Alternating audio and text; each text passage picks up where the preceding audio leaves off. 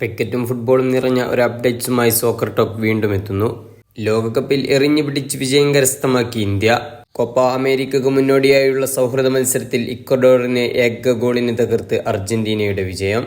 Lionel Messi ഇല്ലാത്ത ആദ്യ പകുതിയിൽ അർജന്റീന ഏക ഗോൾ നേടിയത് ഡിമരിയയിലൂടെയായിരുന്നു. എന്നാൽ രണ്ടാം പകുതിയുടെ 56-ാം മിനിറ്റിൽ ഡിമരിയെ പിൻവലിച്ച് ലയണൽ മെസ്സിയെ കളത്തിലിറക്കി. മത്സരത്തിൽ കാര്യമായതൊന്നും ചെയ്യാൻ ലയണൽ മെസ്സിക്ക് സാധിച്ചിട്ടില്ല. ചെറിയ മുന്നേറ്റങ്ങൾ മാത്രമാണ് ലയണൽ മെസ്സിയിലൂടെ അർജന്റീനയ്ക്കുണ്ടായിട്ടുള്ളത്. പക്ഷെ മത്സരത്തിന്റെ പൂർണ്ണ ആധിപത്യവും അർജന്റീനയ്ക്ക് തന്നെയായിരുന്നു. 40-ാം മിനിറ്റിലായിരുന്നു ഡിമരിയയുടെ ആ ഗോൾ.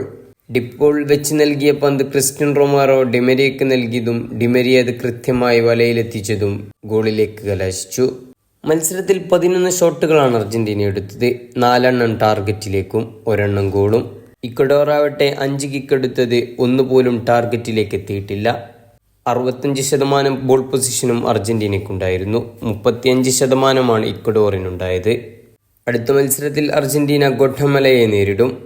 ജൂൺ 15 രാവിലെ 5:30 മത്സരം. ജൂൺ 21 അർജന്റീന കോപ്പ അമേരിക്കയുടെ ആദ്യ മത്സരത്തിന് കാനഡയെ നേരിടും.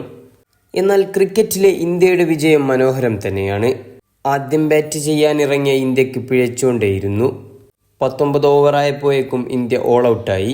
119 റൺസ് മാത്രമാണ് ഇന്ത്യക്ക് നേടാൻ സാധിച്ചത്. എന്നാൽ ബോളിങ്ങിലെ എറിഞ്ഞുപിടുത്തമായിരുന്നു ഇന്ത്യയുടെ വിജയം. മത്സരത്തിൽ 3 ക്യാച്ച് വിൻ ചെയ്ത് വിക്കറ്റ് കീപ്പർ ഋഷഭ് പന്തും നായകനായി. 20 ഓവറിൽ 7 വിക്കറ്റ് നഷ്ടത്തിൽ 113 റൺസാണ് പാകിസ്ഥാന് നേടാൻ സാധിച്ചത്. ഇതോടെ ഇന്ത്യയുടെ ലോകകപ്പിലെ 2ാം വിജയവും പാകിസ്ഥാന്റെ 2ാം തോൽവിയും ആവർത്തിച്ചു. നിലവിൽ ഇന്ത്യയാണ് പോയിന്റ് ടേബിളിൽ 1ാം സ്ഥാനത്ത്. അടുത്ത മത്സരത്തിൽ ഇന്ത്യ USA നേരിടും. ഫുട്ബോളിന്റെയും ക്രിക്കറ്റിന്റെയും പുതിയ അപ്ഡേറ്റ്സുകൾ അറിയാൻ സോക്കർ ടോക്ക് സബ്സ്ക്രൈബ് ചെയ്യുക.